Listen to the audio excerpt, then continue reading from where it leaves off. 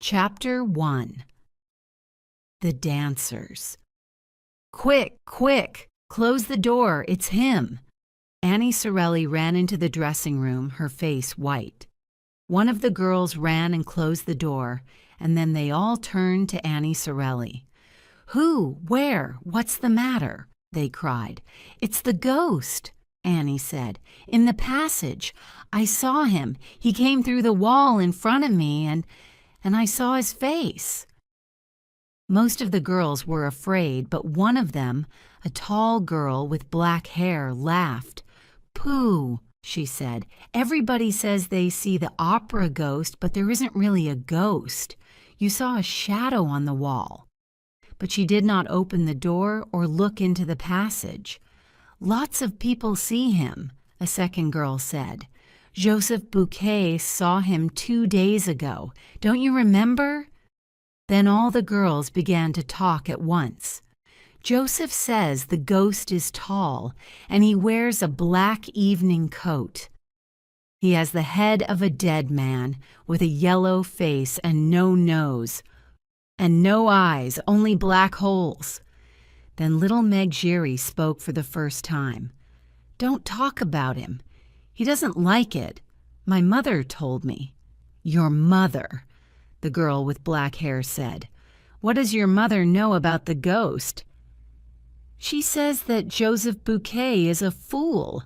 The ghost doesn't like people talking about him, and one day Joseph Buquet is going to be sorry, very sorry." "But what does your mother know?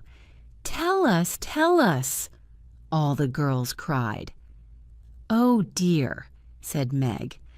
"But please don't say a word to anyone. You know my mother is the doorkeeper for some of the boxes in the opera house. Well, box 5 is the ghost's box. He watches the operas from that box, and sometimes he leaves flowers for my mother. The ghost has a box and leaves flowers in it." "Oh, Meg, your mother's telling you stories. How can the ghost have a box?" It's true, I tell you," Meg said. "Nobody buys tickets for box 5, but the ghost always comes to it on opera nights." "So somebody does come there?" "Why, no, the ghost comes, but there is nobody there." The dancers looked at Meg. "But how does your mother know?" one of them asked. "There's no man in a black evening coat with a yellow face. That's all wrong. My mother never sees the ghost in box 5, but she hears him. He talks to her, but there is nobody there, and he doesn't like people talking about him." But that evening, the dancers could not stop talking about the opera ghost. They talked before the opera, all through the opera, and after the opera. But they talked very quietly, and they looked behind them before they spoke.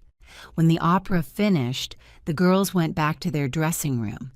Suddenly, they heard somebody in the passage, and Madame Giry, Meg's mother, ran into the room. She was a fat, motherly woman with a red, happy face, but tonight her face was white. "Oh, girls," she cried, "Joseph Buquet is dead. You know he works a long way down on the 4th floor under the stage. The other stage workers found his dead body there an hour ago, with a rope around his neck." "It's the ghost!" cried Meg Giry. "The ghost killed him." Chapter 2. He Directors of the Opera House. The opera house was famous, and the directors of the opera house were very important men.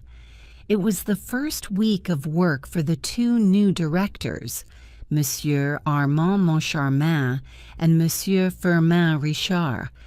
In the director's office the next day, the 2 men talked about Joseph Buquet. "It was an accident," Monsieur Armand said angrily, "or Buquet killed himself." "An accident? Killed himself?" Monsieur Firmin said. "Which story do you want, my friend? Or do you want the story of the ghost?" Don't talk to me about ghosts, Monsieur Armand said. We have 1,500 people working for us in this opera house, and everybody is talking about the ghost. They're all mad. I don't want to hear about the ghost, okay? Monsieur Firmin looked at a letter on the table next to him. And what are we going to do about this letter, Armand? Do? Cried Monsieur Armand. Why, do nothing, of course. What can we do? The two men read the letter again. It wasn't very long. To the new directors.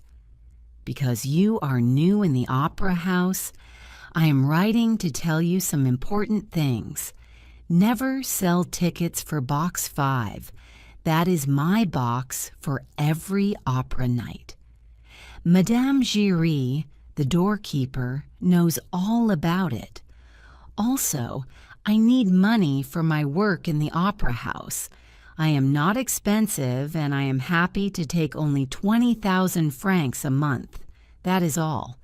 But please remember, I can be a good friend, but a bad enemy. OG, don't sell tickets for Box 5. 20,000 francs a month. Monsieur Armand was very angry again. That's the best box in the opera house, and we need the money, Firmin.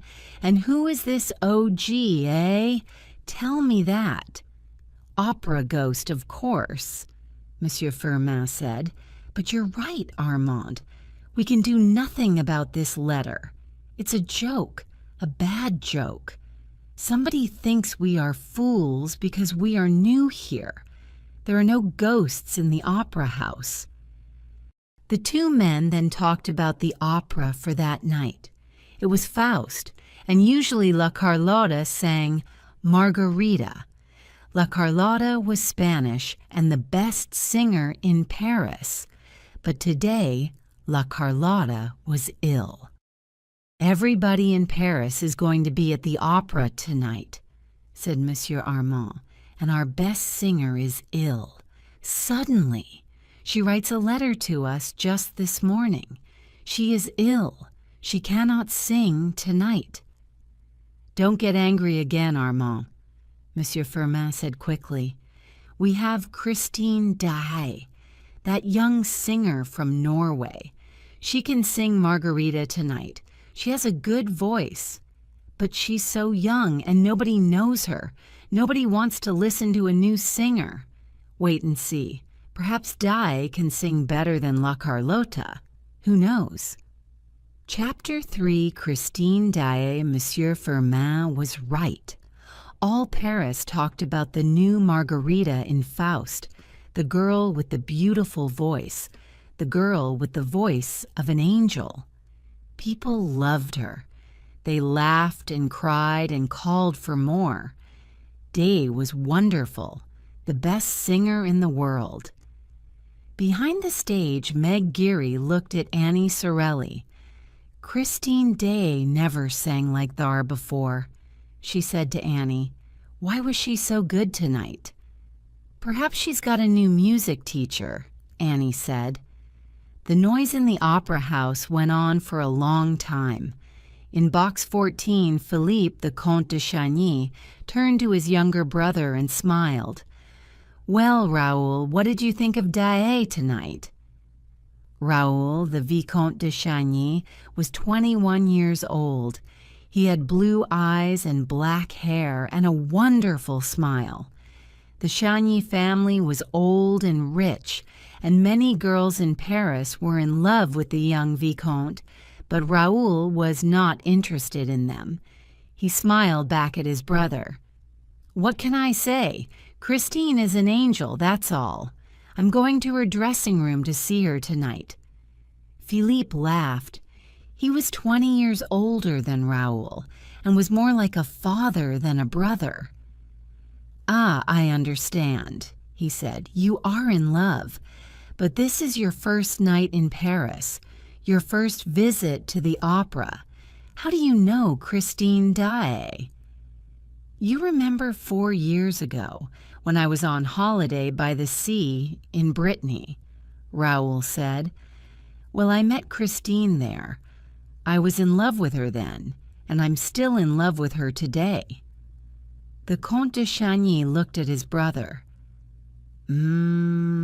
I see, he said slowly.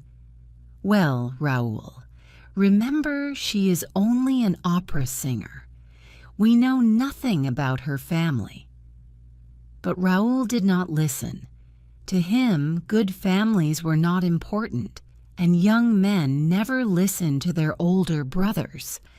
There were many people in Christine Daae's dressing room that night, but there was a doctor with Christine, and her beautiful face looked white and ill.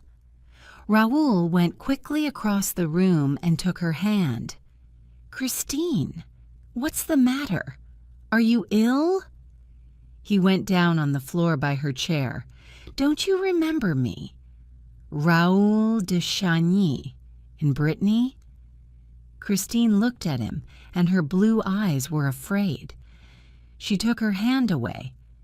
No, I don't know you. Please go away. I'm not well. Raoul stood up, his face red. Before he could speak, the doctor said quickly, Yes, please go away.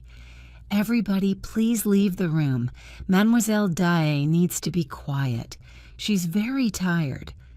He moved to the door, and soon everybody left the room.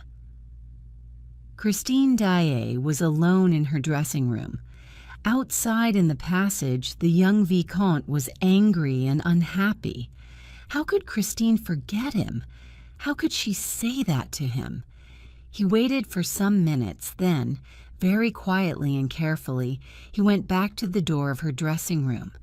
But he did not open the door because just then he heard a man's voice in the room. Christine, you must love me, the voice said.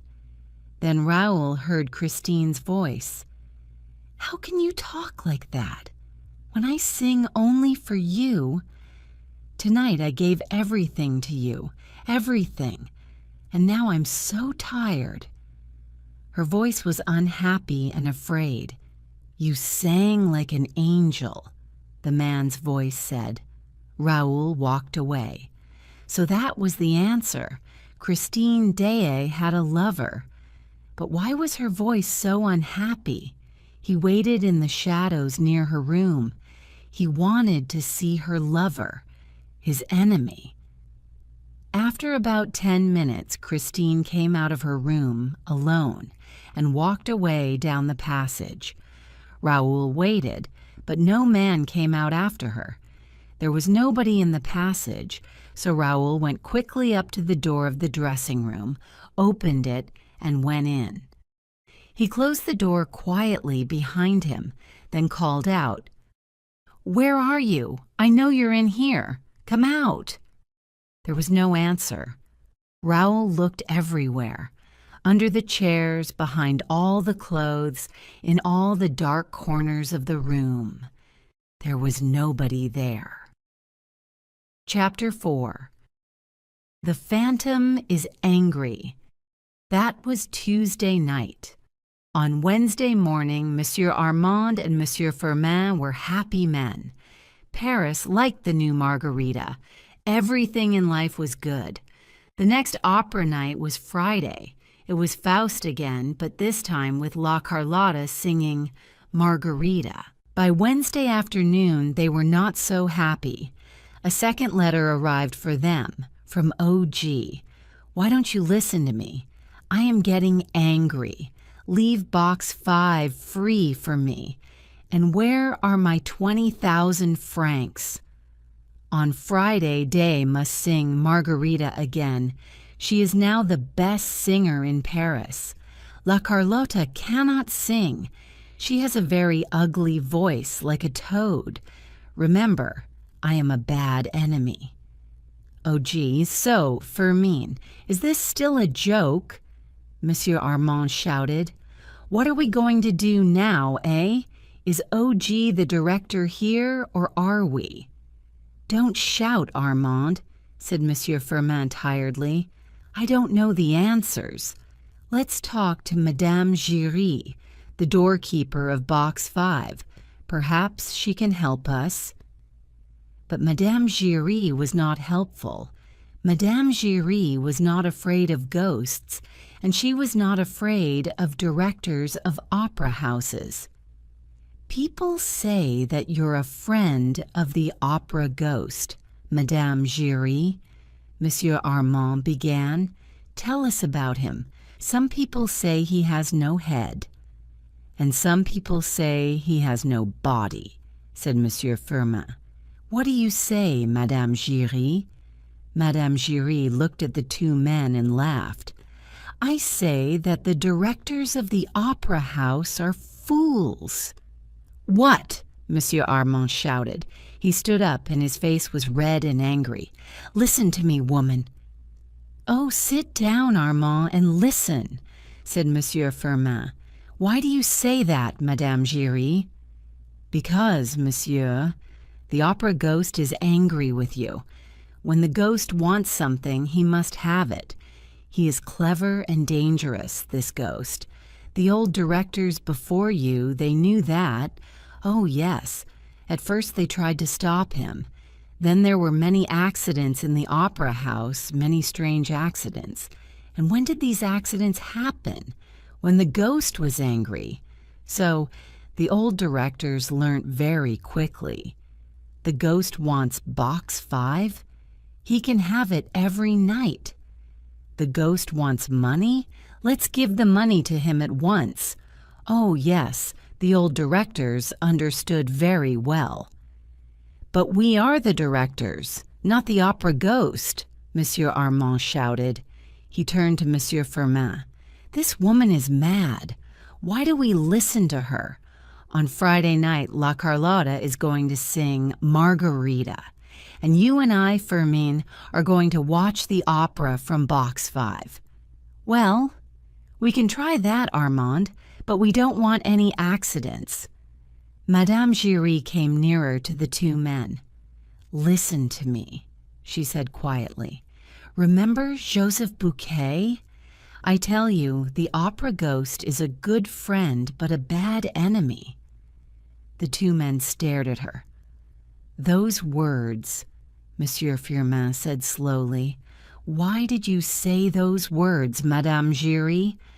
"Because the ghost says them to me. I never see him, but I often hear him.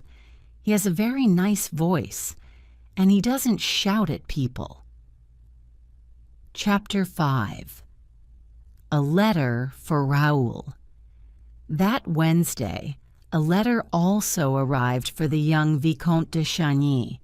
He opened the letter, saw the name at the bottom, and smiled for the first time that day.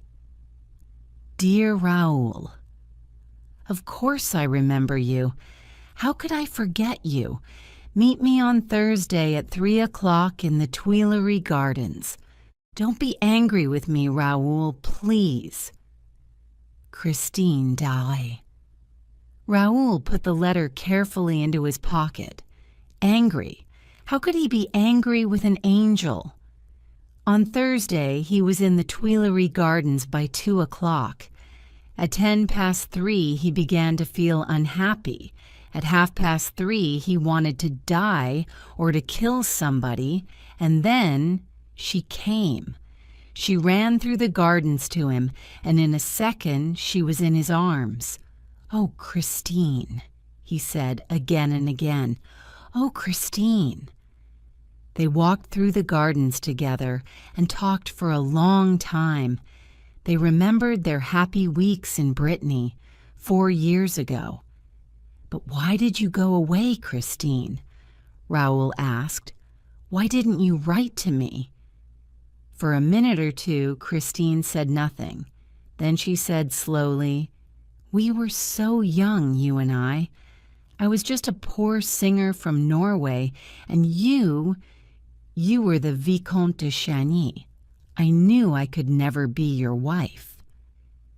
"But I love you, Christine." "No, shh. Listen to me, Raoul, please. I went home to Norway, and a year later, my father died. I was very unhappy. but I came back to France, to Paris. I worked and worked at my singing because I wanted to be an opera singer. Not just a good singer, but the best opera singer in Paris.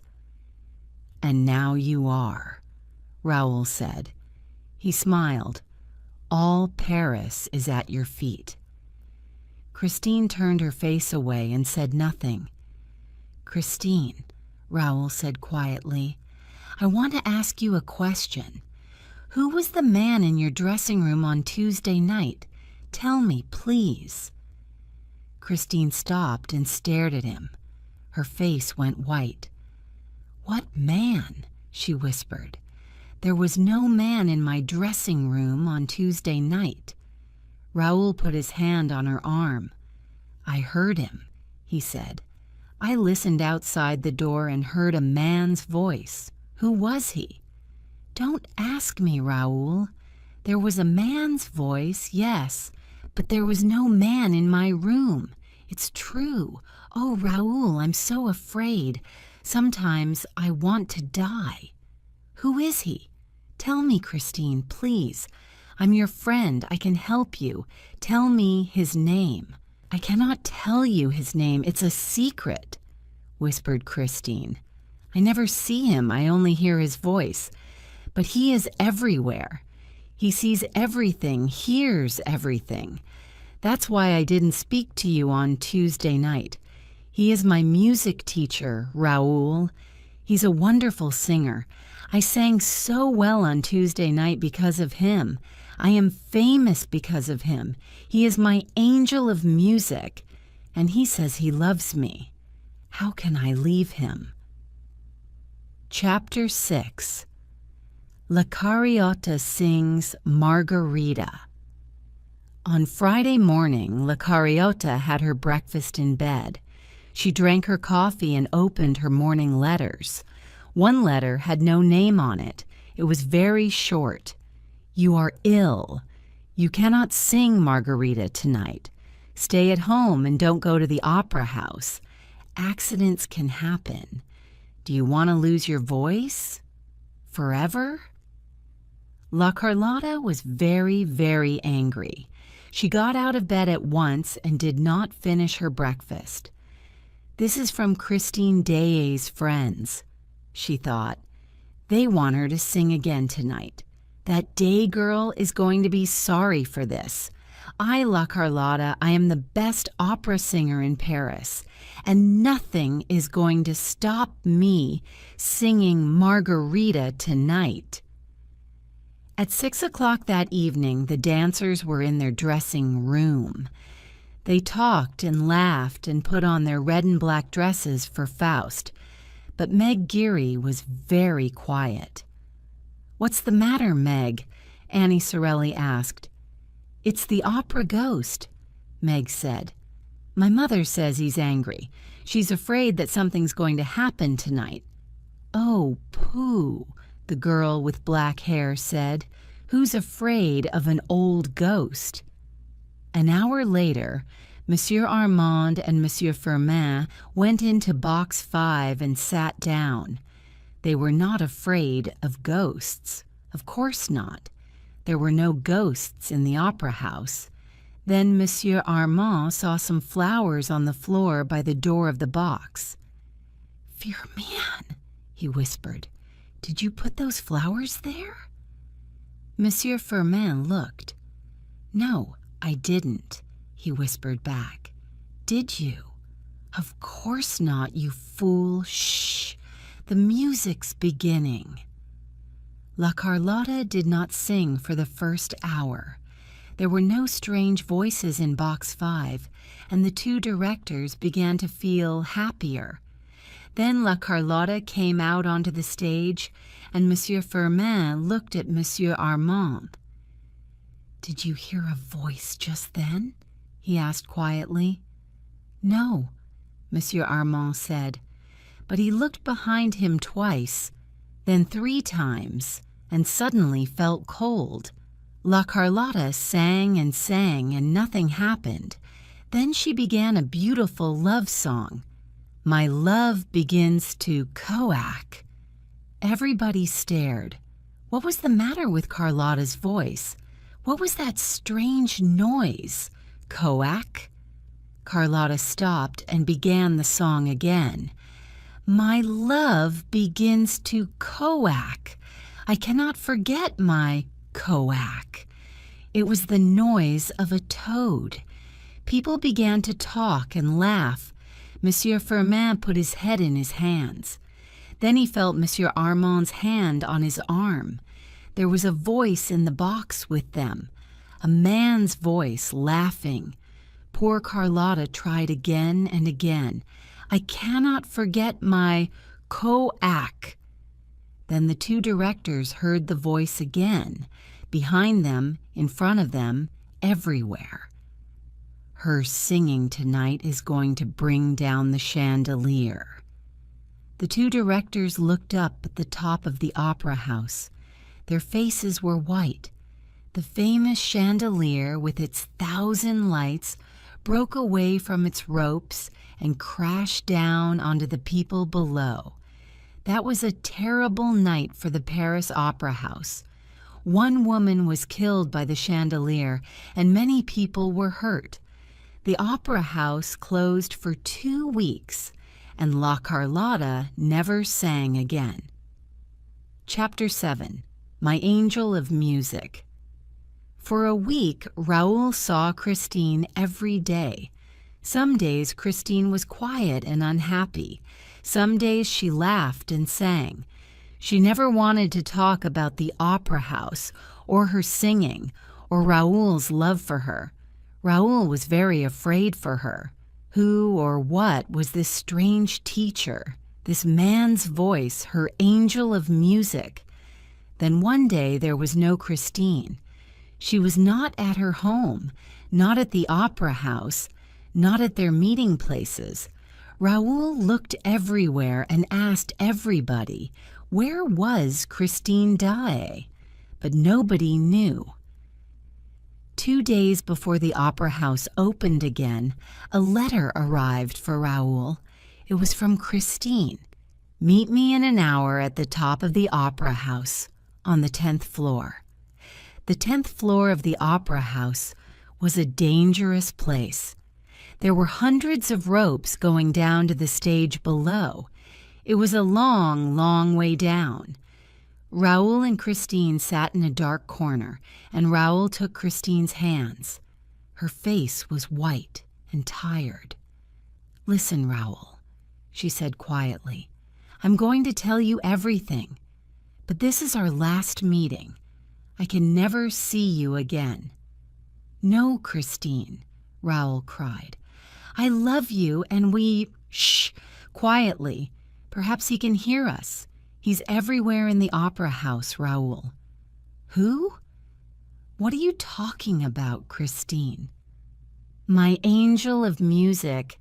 I couldn't meet you last Saturday because he came for me and took me away. I was in my dressing room in the opera house, and suddenly he was there in front of me. I saw the voice for the first time. He wore black evening clothes and a mask over his face. He took me through many secret doors and passages, down, down under the opera house. There is a lake down there, a big lake. The waters are black and cold. He took me across the lake in a boat to his house. He lives there, Raoul, in a house on the lake, under the opera house. Raoul stared at her. Was his beautiful Christine mad? Christine saw his face and said quickly, It's true, Raoul, it's true. And he is the phantom of the opera. But he's not a ghost. He's not an angel of music. He's a man. His name is Eric, and he loves me. He wants me to be his wife. No, Raoul, listen. There is more. He told me all this in his house in a beautiful room. He said that no woman could ever love him because of his face. He was so unhappy. Then he took off his mask, and I saw his face. She began to cry, and Raoul put his arms around her. Oh, Raoul, he has the most terrible face. It is so ugly. I wanted to scream and run away, but where could I run to? He has the face of a dead man, Raoul, but he is not dead. He has no nose, just 2 black holes in his yellow face. And his eyes. Sometimes they are black holes, sometimes they have a terrible red light. She put her face in her hands for a second. Then she said, I stayed in his house for 5 days. He was very good to me, and I felt sorry for him, Raoul. He wants me to love him, and I told him, no, Christine, no. You're going to be my wife. Come away with me at once today. You can't go back to him. But I must, Christine said quietly. He knows about you, Raoul. He knows about us. He says he's going to kill you. I must go back to him. Never, said Raoul. I love you, Christine, and I'm going to kill this Eric. Eric. The word whispered round the opera house. Raoul and Christine stared. What was that? Raoul said, afraid. Was that his voice? Where did it come from? I'm afraid, Raoul, Christine whispered. I'm singing Margarita again on Saturday. What's going to happen? This, Raoul said. After the opera on Saturday night, you and I are going away together. Come on, let's go down now. I don't like it up here. They went carefully along a dark passage to some stairs, then suddenly stopped. There was a man in front of them, a tall man in a long dark coat and a black hat. He turned and looked at them. No, not these stairs, he said. Go to the stairs at the front and go quickly. Christine turned and ran. Raoul ran after her. Who was that man? He asked. It's the Persian, Christine answered. But who is he? What's his name? Why did he tell us to go to the front stairs? Nobody knows his name. He's just the Persian. He's always in the opera house. I think he knows about Eric, but he never talks about him. Perhaps he saw Eric on those stairs and wanted to help us. Hand in hand, they ran quickly down the stairs, through passages, then more stairs and more passages. At one of the little back doors to the opera house, they stopped. On Saturday night, then, after the opera, Raoul said, I'm going to take you away and marry you. Christine looked up into his face. Yes, Raoul. Then they kissed, there by the door of the opera house, their first kiss. Chapter 8. Where is Christine Daae? On Saturday morning, Comte Philippe looked across the breakfast table at his brother. Don't do it, Raoul, please. All this talk about ghosts and phantoms. I think the girl is mad. She's not mad, and I'm going to marry her, Raoul said. She's only a little opera singer, Philippe said unhappily, and she's very young. Are you still going to love her in 10 or 20 years' time? Raoul drank his coffee and did not answer. There were 2 more unhappy faces in the opera house, too. The directors now understood about OG. They didn't want any more accidents. Box 5 is free tonight for OG. Daae is singing Margarita, and here is 20,000 francs. Madame Giry can leave the money in Box 5 for him. Is that everything? Monsieur Armand asked Monsieur Firmin. It's a lot of money, Monsieur Firmin said unhappily. He thought for a minute. What about some flowers in Box 5? Madame Giry says that OG likes flowers. OG can bring his own flowers, shouted Monsieur Armand. The evening began well. The chandelier was now back in place with new ropes. All Paris was in the opera house. Everybody wanted to hear Christine Daae's voice again. People also knew about the love story between Christine Daae and the Vicomte de Chagny. There are no love secrets in Paris. People watched the Comte and the Vicomte in Box 14 with interest.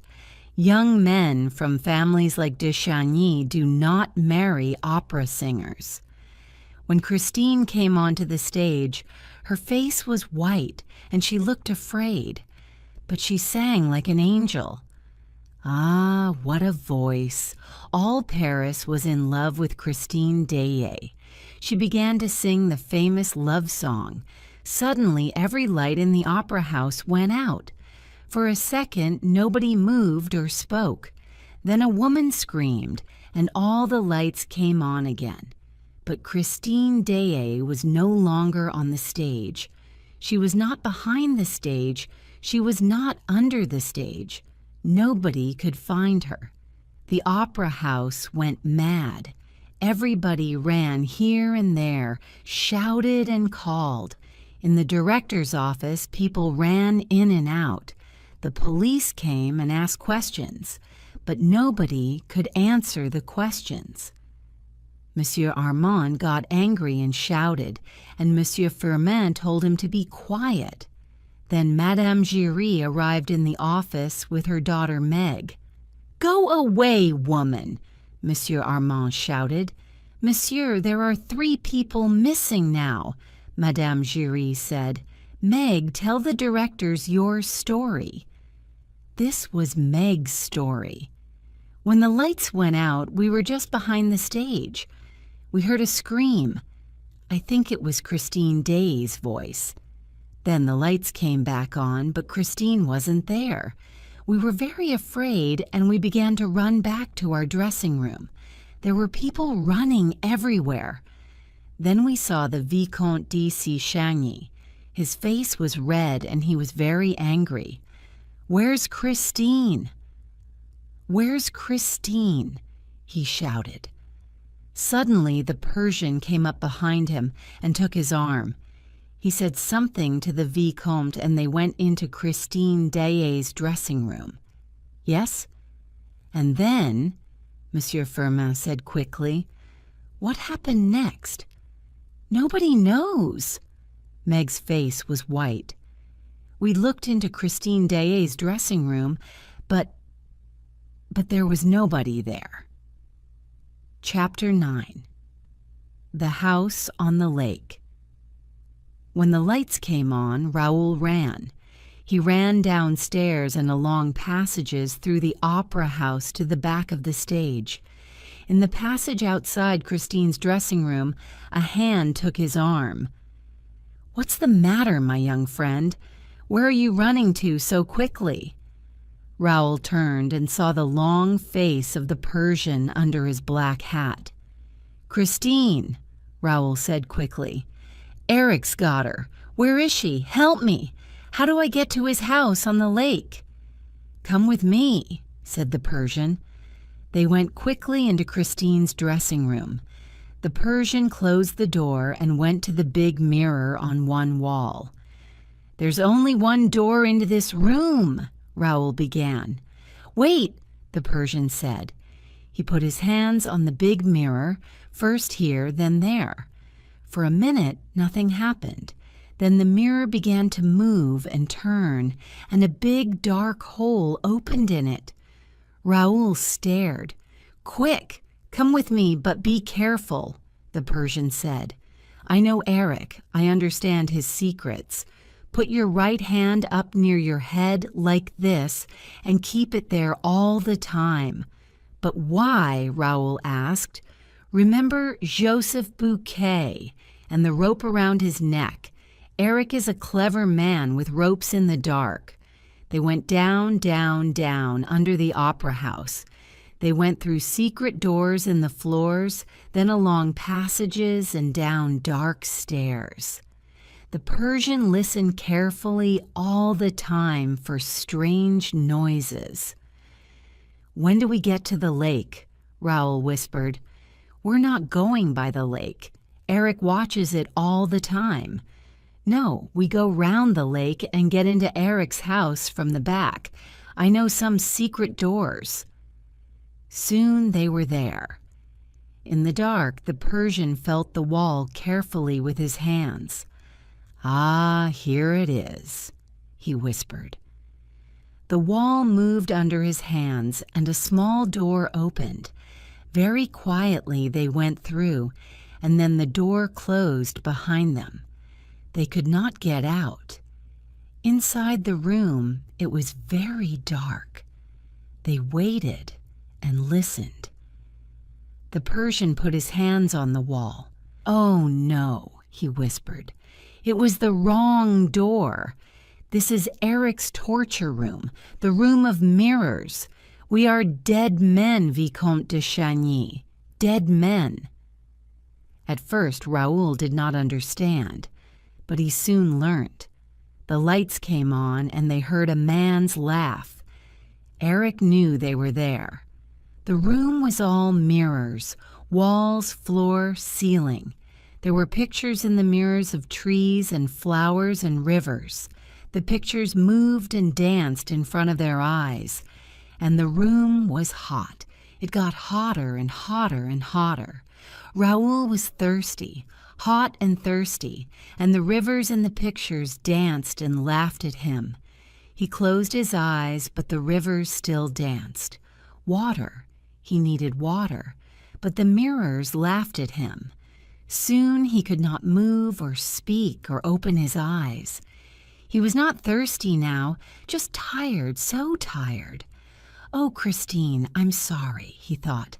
"I wanted to help you, and now I'm dying." Through a mirror in the wall, Christine watched her lover in the torture room. Behind her, Eric stood, with his hands on her arms. "He's dying, Christine, dying. Watch him carefully. No, don't close your eyes. Watch him." Christine could not speak. She wanted to scream, but no words came. Then she found her voice again. "How can you do this, Eric? Why don't you kill me?"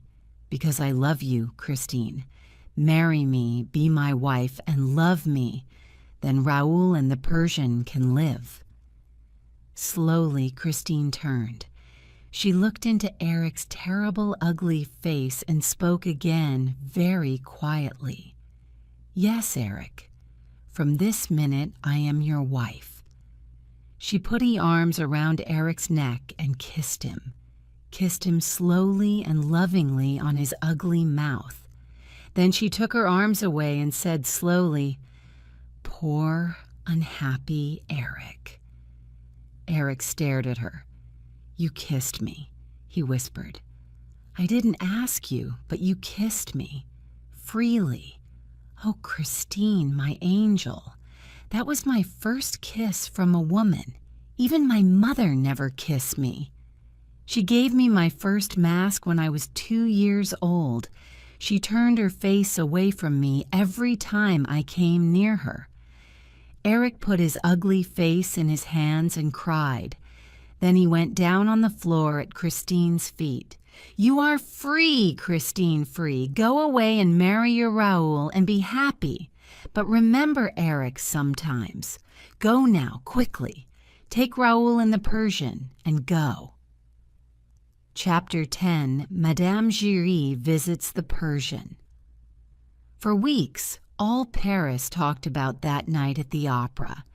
Everybody asked questions, but nobody knew the answers. Where was Christine Daae?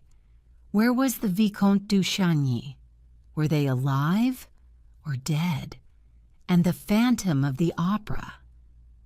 Some weeks after that famous night, Madame Giry went out one afternoon to a small house near the Rivoli Gardens. She went in and up the stairs to some rooms at the top of the house. The Persian opened the door. Madame Giry looked at him. "My friend, you know the answers. Please tell me, are they alive or dead?" "Come in," the Persian said quietly. They sat down on some chairs by the window and looked out across the Rivoli gardens. "Yes," the Persian said slowly, "the phantom is dead now. He did not want to live any longer. I saw his body 3 days ago, and because of that, I can talk to you about him. He cannot kill me now." "So the phantom was really a man?" Madame Giry asked. "Yes, his name was Eric. That was not his real name, of course. He was born in France, but I knew him in Persia. He was a famous builder, and I worked with him there. For a time, I was his friend, but not for long. When he came to Paris, I came after him. I wanted to watch him. He was a very clever, very dangerous man. He could be in 2 or 3 places at the same time. He could be in one place, and his voice could come from another place. He could do many clever things with ropes and mirrors and secret doors. You see, he helped to build the opera house. He built secret passages underground and his secret house on the lake. He could not live in the outside world because of his terrible, ugly face. Unhappy Eric. We can feel sorry for him, Madame Giry. He was so clever and so ugly. People screamed when they saw his face, and so he lived this strange life, half man, half phantom. But he was a man, in the end.